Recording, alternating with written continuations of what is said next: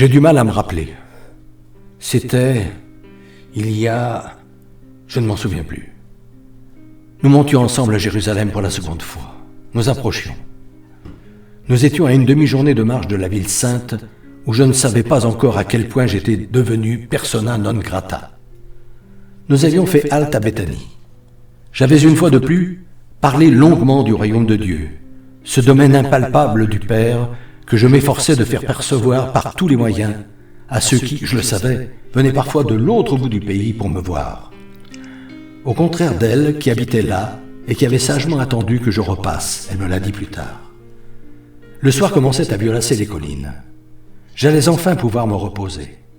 Mes auditeurs s'en allaient donc, après avoir écouté la bonne nouvelle et s'être rassasiés avec les pains et les poissons séchés que les plus prévoyants d'entre eux avaient apportés, ainsi que mes amis et moi avions pris l'habitude de leur faire partager.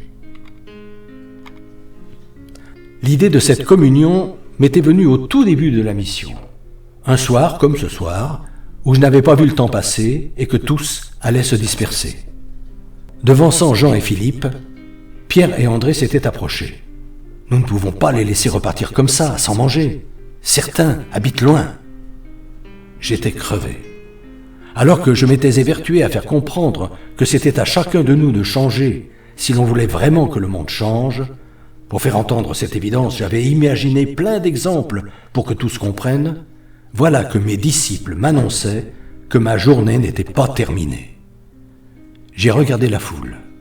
À quelques pas de moi, un enfant grignotait un bout de pain. Effectivement, ils étaient nombreux, très nombreux, plusieurs centaines, qui s'étaient tassés devant moi et à mes côtés pour que ma voix puisse porter jusqu'aux plus éloignés. Beaucoup habitaient loin, je le savais. Un autre gosse avait entamé un petit poisson séché. La nuit allait tomber. Or, nous étions dans un coin perdu. C'est alors que l'idée m'est venue. Je leur ai dit, donnez-leur vous-même à manger. Ils m'ont regardé, éberlué. Maître, tu sais bien que ce n'est pas possible. De toute façon, même si nous avions de l'argent, nous n'en aurions jamais assez pour les nourrir tous, a même dit l'un d'eux. Nous avons à peine de quoi manger pour nous, a renchéri un autre. Enfin, ils ont compris. Pierre a pris les choses en main. En forçant la voix pour que tous entendent, il a questionné. Qui a apporté de la nourriture avec lui? Une main s'est levée, puis deux, puis 10, 30.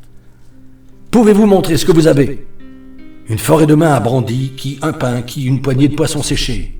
2 ou 3 tendaient même des besaces, qu'ils avaient remplies par crainte de manquer, sans doute.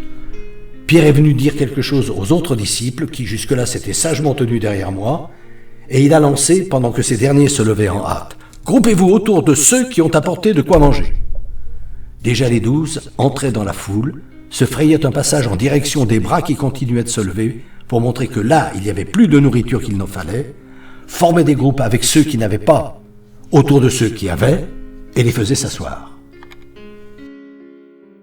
Puis ils sont revenus vers moi, les uns après les autres, laissant derrière eux, au fur et à mesure qu'ils remontaient, comme des trouées de silence au milieu du bruit inaudible des voix qui s'élevaient des groupes qui cherchaient encore à s'appareiller au milieu du pré où j'avais choisi d'enseigner.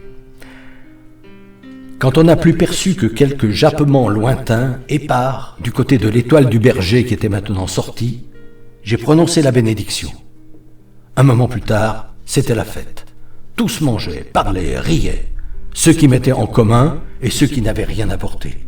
Ils donnaient, ils recevaient, sentent, ils faisaient connaissance, ils étaient heureux. Lorsque tous ont été repus, ils sont partis. Comme il y avait des restes, je les ai fait ramasser. Nous les utiliserions pour nous-mêmes. De toute façon, il faut apprendre à respecter ce que donne le Seigneur. Oui, je me souviens.